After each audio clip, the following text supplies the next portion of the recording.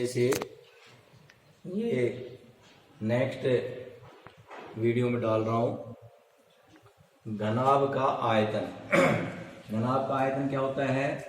लंबाई गुणा चौड़ाई गुणा ऊंचाई। तो लंबाई कितनी है?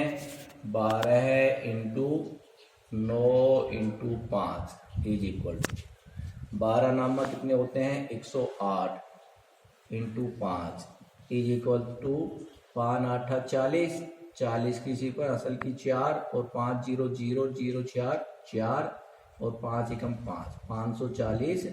अब देखिए घनाभ का आयतन है तो इकाई क्या हो जाएगी यहाँ पर? घन सेंटीमीटर। ये आंसर आ गई। तो इस तरह के सवाल पूछे जाते हैं। आपको लंबाई चौड़ाई ऊंचाई दे दी जाती है, घनाभ का संपूर्ण पृष्ठीय क्षेत्रफल पूछा जा सकता है, आयतन पूछा जा सकता है, विकर्ण की लंबाई पूछा जा सकता है। तो विकर्ण की लंबाई क्या हो जाएगी इसमें अगर पूछ लेता है तो √12 का स्क्वायर प्लस 9 का स्क्वायर प्लस 5 का स्क्वायर। ठीक है ना। तो इसी सवाल में मैं ये बता देता हूँ, विकर्ण की लंबाई भी ज्ञात करना बता देता हूँ, जिससे विकर्ण की लंबाई से संबंधित जो सवाल होगा वो इस तरह से हो जाएगा। ठीक है ना।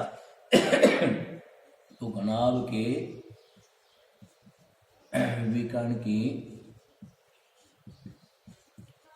लंबाई बराबर √ऑफ लंबाई का स्क्वायर प्लस चौड़ाई का स्क्वायर प्लस ऊंचाई का स्क्वायर। ठीक है। लंबाई कितनी है इसकी? 12, तो 12 का स्क्वायर प्लस 9 का स्क्वायर प्लस 5 का स्क्वायर। तो 12 का स्क्वायर 12 12 144 प्लस 9 नाम 81 प्लस 5 25। अब इनको ऐड कर देते हैं। 5 6 6 4 10 की सिफर असल की 1 2 1 3 8 3 11 11 और 4 15 का 5 असल की 1 1 2। तो ये आ गए इतने सेंटीमीटर। ठीक है। इतने सेंटीमीटर। अब इसको अपन ये भी लिख सकते हैं 5 25 और 25 ढाई का 250। तो क्या हो जाएगा ये? इसको ऐसे भी लिख सकते हैं अपन कि 5√10 भी लिख सकते हैं। ठीक है ना। 5√10 सेंटीमीटर भी लिख सकते हैं। ठीक है। तो इस तरीके से अपन जब घनाभ की सारी चीजें बता दी मैंने, घनाभ का संपूर्ण पृष्ठीय क्षेत्रफल निकालना बता दिया, घनाभ का आयतन और घनाभ के विकर्ण की लंबाई, ये 3 तरीके के सवाल होते हैं इसमें, अगर ये लंबाई चौड़ाई ऊंचाई दे दी जाती है तो। ठीक है। अब next question,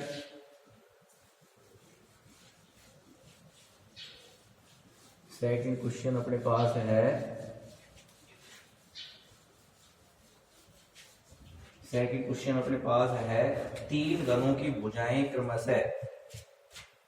question number second, 3 घनों की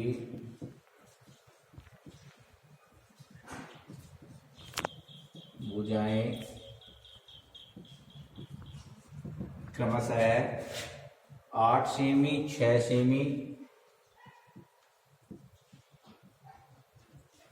सेमी और 1 सेमी है।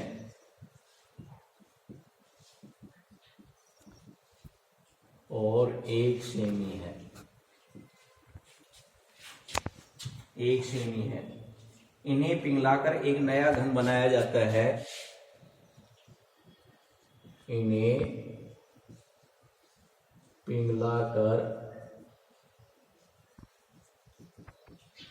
एक नया घन बनाया जाता है। नया घन बनाया जाता है तो नए घन का संपूर्ण पृष्ठीय क्षेत्रफल ज्ञात कीजिए। तो नए घन का संपूर्ण पृष्ठीय क्षेत्रफल ज्ञात कीजिए। ठीक है ना। देखो 3 घन हैं, उनकी भुजाएं दे रखी हैं और उसको पिघलाकर एक नया घन बनाया जाता है। तो अब इस सवाल में देखो सबसे मेन बात समझने की यह है कि यदि किसी घन को, किसी भी वस्तु को, चाहे वो घनाभाकार हो, चाहे घनाकार हो, चाहे बेलनाकार हो, चाहे शंकुनुमा हो, तो उसको पिघलाया जाता है, तो पिघलाने के बाद जो उसका मटेरियल तैयार होता है वो उसके आयतन के बराबर होता है, ठीक है ना। तो सबसे पहले अपन क्या करते हैं, इन तीनों भुजाओं, ये तीन भुजाएं दे रखी हैं, पहले घन की भुजा ये दे रखी है, दूसरे की ये दे रखी है, तीनों की, तीसरे की ये दे रखी है। इन तीनों का आयतन निकालते हैं, आयतन निकाल करके उनको जोड़ते हैं, तो जो आयतन प्राप्त होगा वो नया जो घन बन रहा है, जो नया घन बन रहा है उसके आयतन के बराबर होगा, ठीक है ना। तो नए घन का आयतन हमें प्राप्त हो जाएगा। उसके बाद हम क्या करेंगे, उसकी भुजा निकाल लेंगे, और भुजा निकालने के बाद फिर उस घन का संपूर्ण पृष्ठीय क्षेत्रफल ज्ञात कर लेंगे। तो अब जैसे कैसे करते हैं, देखिए सॉल्यूशन, ठीक है। अब यहां पर मैं कर रहा हूं 8 सेंटीमीटर भुजा वाले घन का आयतन इज इक्वल टू, घन का आयतन का सूत्र क्या होता है, भुजा की घात 3 होता है, ये होता है, ठीक है। तो अब अपन एक ही जगह क्या रख देते हैं, 8 सेंटीमीटर रख देते हैं, तो क्या हो जाएगा 8 की घात 3, ठीक है। तो 8 की घात 3 का मतलब क्या है, 8 गुणा में 8 गुणा में 8, 8 64 गुणा में 8 इज इक्वल टू 8 चौक 32 का दुआ हासिल की 3, और 8 छिंग 48, और 3 कितने हो गए, 51 हो गए, ठीक है। 512 क्या आ गया, ये घन सेंटीमीटर। आई बात समझने।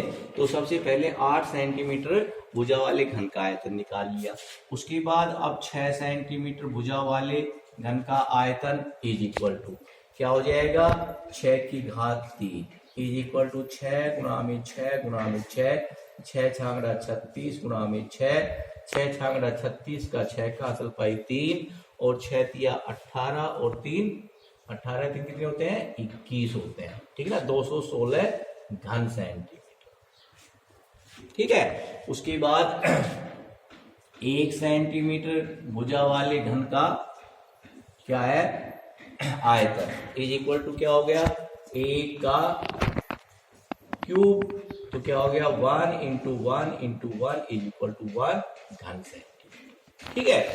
अब ये क्या हो गया कि नए घन का आयतन क्या हो जाएगा, नए घन का आयतन, नए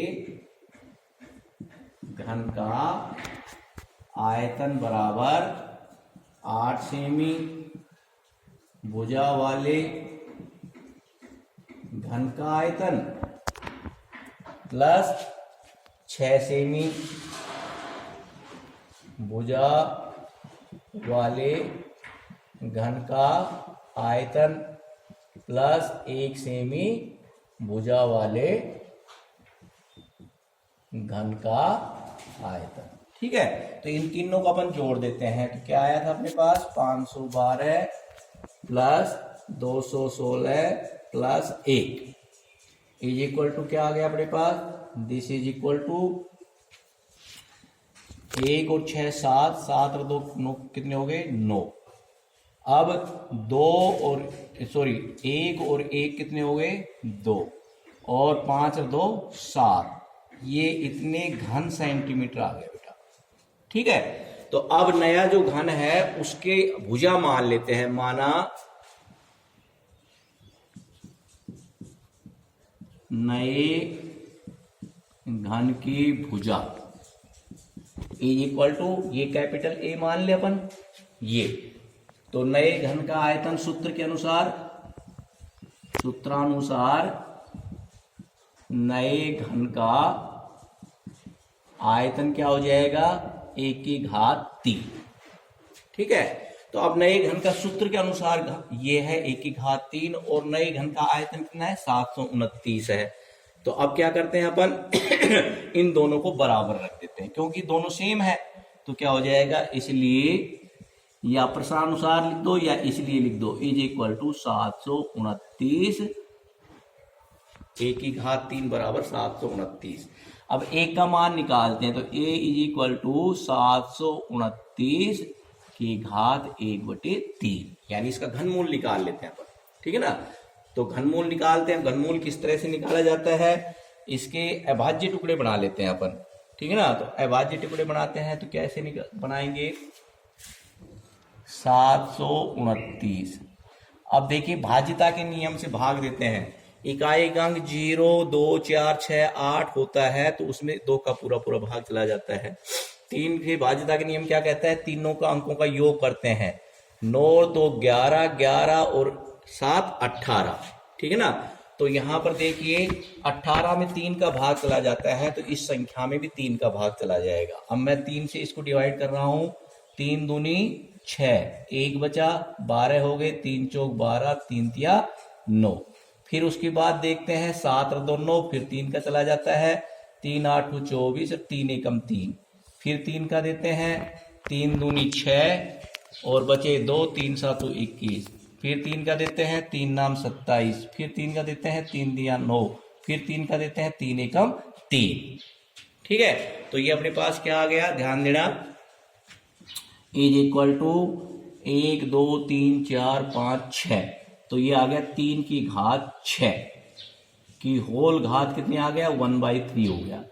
ठीक है, तो इसमें क्या हो जाएगा, 3 की घात 6 गुणा में 1/3, 3 दूनी 6, 3 की घात 2 बराबर 3 गुणा में 3 बराबर 3 तिया 9 सेंटीमीटर। तो नया घन है उसकी जो भुजा है वो 9 सेंटीमीटर आ गई।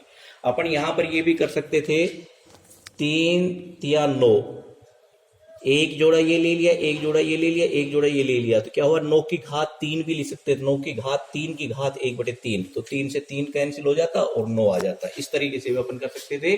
ये जो किया है ये अपन ने घातांक नियम से किया है। ये जो लगाया है घातांक नियम क्या कहता है, 1 की घात m की घात n अगर होता है तो उसको 1 की घात m गुणा में n हो जाता है, तो 6 गुणा में 1/3 हो गया। ठीक है ना, तो इस प्रकार से घातांक नियम के अनुसार इसको कर सकते हैं। तो ये क्या आ गया अपने पास, नए घन की भुजा आ गई। अब पूछ क्या रहा है, नए घन का संपूर्ण पृष्ठीय क्षेत्रफल पूछ रहा है। तो नए घन का संपूर्ण पृष्ठीय क्षेत्रफल इज इक्वल टू क्या होता है, घन का संपूर्ण पृष्ठीय क्षेत्रफल क्या होता है, 6 गुणा में भुजा का स्क्वायर। ठीक है ना, तो क्या हो गया, 6a square is equal to 6 गुणा में 9 की घात 2 बराबर 6 गुणा में 9 नाम 81 हो गई। अब 6 से मल्टीप्लाई कर देते हैं, 6 एकम 6 और 6 8 48, ये आ गया 6 8 48, 486 घन वर्ग सेंटीमीटर, सॉरी वर्ग सेंटीमीटर, क्योंकि क्षेत्रफल पूछ रहा है इसलिए क्या हो गया, वर्ग सेंटीमीटर, 486 वर्ग सेंटीमीटर आ गए अपने पास। ये अपने आंसर आ गए। तो इस प्रकार से अपन करते हैं। ठीक है ना, तो क्या किया अपन ने, घन के तीन घन दे रखे हैं, तीनों की भुजाएं दे रखी हैं, पहले तीनों भुजाओं से अलग अलग तीनों घन का आयतन निकाल लेते हैं और उन आयतनों का योग कर देते हैं, तो वो नया घन जो बनता है उसका आयतन आ जाता है। नए घन की हमने भुजा मान ली, उसका आयतन सूत्र के अनुसार आयतन का सूत्र लिख दिया। अब ये दोनों प्रश्नानुसार क्या है, दोनों बराबर हो जाते हैं। नए घन की भुजा निकाल ली, भुजा निकालने के बाद नए घन का पृष्ठीय क्षेत्रफल निकाल लिया। ठीक है ना, तो इस तरीके से नए घन का संपूर्ण पृष्ठीय क्षेत्रफल ज्ञात हो गया। ठीक है बेटा, अगर फिर भी कोई चीज समझ में नहीं आए तो मेरे से आप पूछना, व्हाट्सएप कर देना मेरे को। ठीक है ना, हाँ। अब इसी तरह के सवाल हैं, बस कोई दिक्कत नहीं है, बस सवाल को समझना है। बस सबसे पहले इन सवालों में क्या है, फिगर सामने आ जाना चाहिए, क्या पूछा जा रहा है, कैसा फिगर बढ़ेगा, क्या होगा, क्या है। उसके बाद तीसरा सवाल है, ये बेटा आपको करना है क्वेश्चन नंबर 3। मैं आपको हिंट दे देता हूं, क्वेश्चन नोट कर रहा हूं, आप नोट कर लेना। मैं व्हाट्सएप पे इसकी फोटोकॉपी भी भेज दूंगा, तो ये क्वेश्चन सारे अपनी कॉपी में उतार लेना और उतार करके फिर इनको करना है। ठीक है ना, एक संदूक की माप जो है वो 50 semi into 36 semi into 25 semi. अब देखिए इस तरह से संदूक की माप देख करके गुणा के रूप में लिखा जाता है, तो इससे तात्पर्य है कि ये लंबाई है, ये उसकी चौड़ाई है, ये इसकी ऊंचाई है। ठीक है ना, तो सेमी है इस संदूक का कवर बनाने के लिए, इस संदूक का कवर बनाने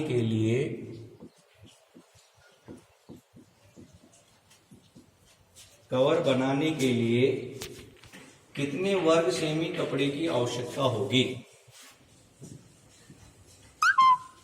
कितने वर्ग सेमी कपड़े की आवश्यकता होगी? ठीक है ना, ये सवाल हो गया अपना। ठीक है, कितनी आवश्यकता होगी, बात है ऐसे। ठीक है, तो अब देखो संदूक है वो कैसा है, लंबाई चौड़ाई ऊंचाई दे रखी है, इसका तात्पर्य क्या हुआ, घनाभाकार है। घनाभाकार संदूक जो है उस पर चारों तरफ अगर कपड़ा लपेटा जाता है या कवर बनाया जाता है तो उस घन का जो संपूर्ण पृष्ठीय क्षेत्रफल होगा ना, उसका जो संपूर्ण पृष्ठीय क्षेत्रफल होगा उतना ही क्या होगा, वर्ग सेमी कपड़ा उसमें लगेगा। ठीक है ना, तो आपको कैसे करना है, सबसे पहले घनाभाकार संदूक का आयतन, घनाभाकार संदूक का संपूर्ण पृष्ठीय क्षेत्रफल क्या हो जाएगा, 2 इंटू लंबाई गुणा चौड़ाई प्लस चौड़ाई गुणा ऊंचाई प्लस ऊंचाई गुणा में लंबाई। ठीक है, उसमें आप ये मान रख देना और मान रखोगे लंबाई की जगह 50, चौड़ाई की जगह 36 और ऊंचाई की जगह 25 रख देना और मल्टीप्लाई कर लेना, ऐड कर देना, मल्टीप्लाई कर देना, जो आएगा वो आपका आंसर होगा। ठीक है ना, तो इसको आपको करना है। उसके बाद क्वेश्चन नंबर 4 है,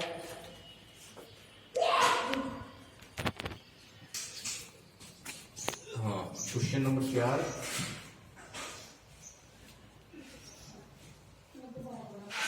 एक घन का प्रत्येक पृष्ठ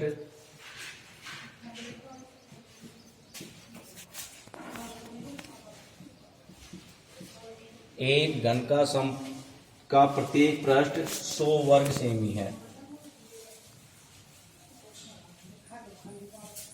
100 वर्ग सेमी है यदि आधार के समांतर समतल द्वारा, यदि आधार के समांतर समतल द्वारा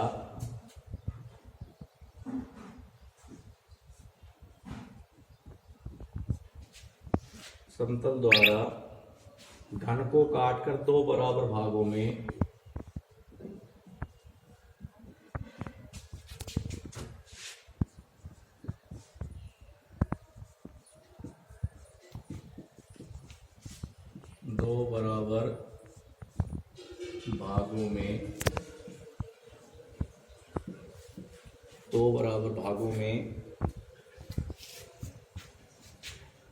बांट दिया जाए तो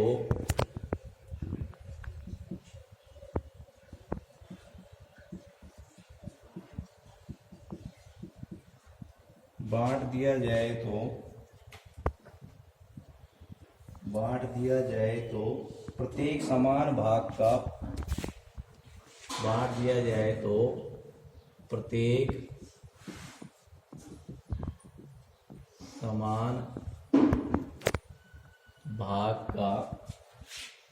समान भाग का संपूर्ण पृष्ठीय क्षेत्रफल ज्ञात कीजिए। संपूर्ण पृष्ठीय क्षेत्रफल ज्ञात कीजिए। ठीक है, प्रत्येक का संपूर्ण पृष्ठीय क्षेत्रफल ज्ञात कीजिए।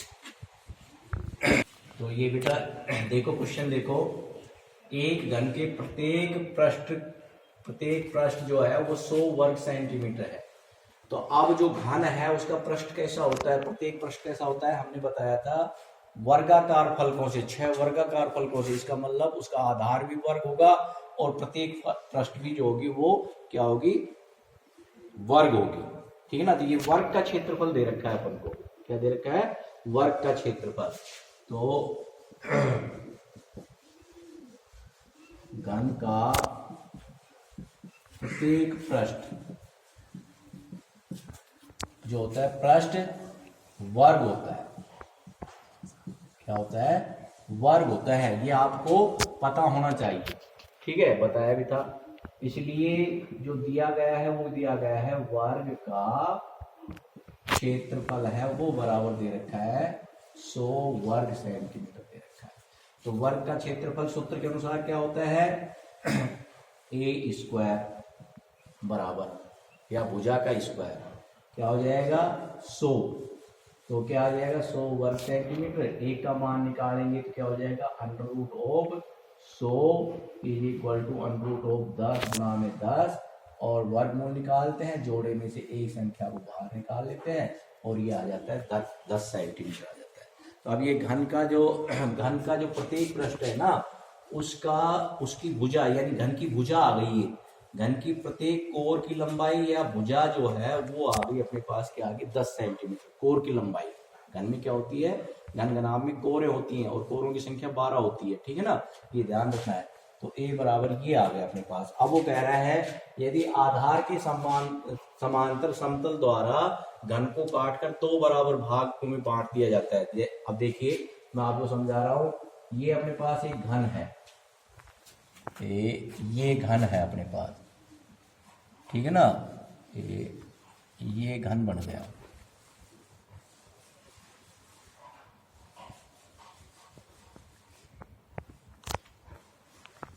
इसकी प्रत्येक जो भुजा है वो 10 सेंटीमीटर दे रखी है।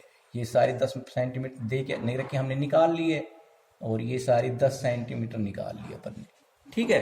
तो अब ये कह रहा है कि आधार के समांतर, अब इसका आधार ये है, इसके समांतर जब अपन समतल द्वारा किसी समतल के द्वारा घन को 2 बराबर भागों में बांट देते हैं, जैसे मान लीजिए अपन ने ये 2 बराबर भागों में इसको काट दिया, तो जब 2 बराबर भागों में ये कटता है तो क्या होता है? ये 2 बराबर भागों में हमने इसको काट दिया, कटता है तो क्या बनता है कि इसकी लंबाई और चौड़ाई में कोई परिवर्तन नहीं होता है, लेकिन ऊंचाई जो है वो क्या हो जाती है? आधी हो जाती है, ठीक ना। ऊंचाई में परिवर्तन होता है, तो ये ऊंचाई में परिवर्तन का मतलब ऊंचाई उसकी आधी हो जाती है। अब ये आधी होने के बाद पहले तो ये घन था, अब जो आकृति बनती है, दोनों आकृतियां वो क्या बन जाती हैं? घनाभ बन जाती है, ठीक है ना। तो अब घनाभ बन जाती है तो घनाभ की लंबाई 10 होगी, चौड़ाई 10 हो गई और उस घनाभ की ऊंचाई क्या होगी? 10 का आधा 5 सेंटीमीटर हो गई, ठीक है ना। तो अब काटने के बाद जो है 2 समांतर वो भागों में बांट दिया जाता है।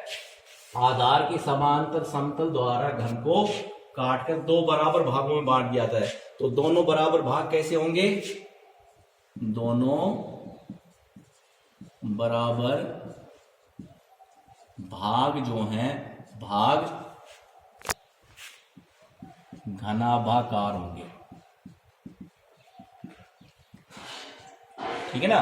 तो अब इसमें क्या घनाभाकार बराबर भाग, दोनों बराबर भाग हैं वो क्या होंगे? घनाभाकार होंगे।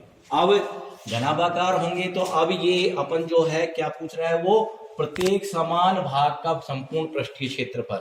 इसलिए प्रत्येक समान भाग का पृष्ठीय क्षेत्रफल ज्ञात करने के लिए उसकी लंबाई क्या हो जाएगी? घनाभ की लंबाई क्या हो जाएगी? यहाँ लंबाई कितनी हो जाएगी? ये तो 10 सेंटीमीटर हो जाएगी। चौड़ाई कितनी हो जाएगी? वो भी 10 सेंटीमीटर हो जाएगी। और ऊंचाई जो है वो क्या हो जाएगी? 10 की आधी हो जाएगी, बराबर 5 सेंटीमीटर हो जाएगी, ठीक है ना। तो ये हो जाएगी। तो अब अपन क्या लिखेंगे? प्रत्येक समान भाग का, प्रत्येक समान भाग का संपूर्ण पृष्ठीय क्षेत्रफल इज इक्वल, तो अब क्या हो गया? 2 इंटू लंबाई गुणा में चौड़ाई प्लस चौड़ाई गुणा में ऊंचाई प्लस ऊंचाई गुणा में लंबाई इज इक्वल टू 2 इंटू 10 गुणा में 10 प्लस चौड़ाई 10 है, 10 गुणा में 5 प्लस 5 गुणा में 10 is equal to 2 into 10 250 plus 50 is equal to 2 into जोड़ दिया 100 और 50 150 और ये कितने हो गए 150 और 50 200 इज इक्वल टू 2 दूनी 400 क्या आ गया वर्ग सेमी। ठीक है ना, ये आंसर आ गया अपने पास। ठीक है, तो अब इसमें क्या करते हैं कि देखो सबसे पहले घन का प्रत्येक पृष्ठ दे रखा है, तो पृष्ठ का मतलब ये पता होना चाहिए अपन को कि घन जो है उसका प्रत्येक पृष्ठ वर्ग होता है। तो वर्ग का क्षेत्रफल दे रखा है, वर्ग से उसकी भुजा निकाल लेते हैं। तो ये वर्ग की भुजाई ये ही घन की कोर आ गई। तो घर की कोर आ गई, तो अब उसको क्या कह रहा है कि ये कि वो जो घन बनता है उस घन को आधार के समांतर समतल द्वारा घन को काट करके दो बराबर भाग बना दिए जाते हैं। जब दो बराबर भाग बनाते हैं, आधार के समांतर बनाते हैं, तो उसकी ऊंचाई में फर्क पड़ जाता है, यानी ऊंचाई में परिवर्तन हो जाता है। ऊंचाई पहले 10 थी तो आधी हो गई, तो आधी का मतलब 5 सेंटीमीटर हो गई। जब 5 सेंटीमीटर हो गई तो बनने वाले दोनों जो भाग हैं वो क्या हो गए, अब घनाभाकार हो गए। ठीक है ना, उसमें लंबाई हो गई, चौड़ाई हो गई और ऊंचाई जो है वो उसकी आधी हो गई, ऊंचाई हो गई। तो अब प्रत्येक समान भाग का संपूर्ण पृष्ठीय क्षेत्रफल निकालेंगे। तो यहाँ पर घनाभ का संपूर्ण पृष्ठीय क्षेत्रफल का सूत्र लगा करके और अपन सवाल को सरल कर लेंगे। इस प्रकार हमारे 400 वर्ग सेंटीमीटर का आंसर आ गया। अब बाकी जो सवाल हैं एग्जाम्पल और सवाल, उनकी फोटो मैं आपके पास भेज देता हूँ। बाकी जो सवाल है वो आप करेंगे, ट्राई करना, कोशिश करना। अगर आप नहीं आते हैं तो आप मुझे बताना, फिर मैं अगली जो वीडियो जो होगी या अगली क्लास होगी उसके अंदर मैं आपको बता दूंगा। धन्यवाद।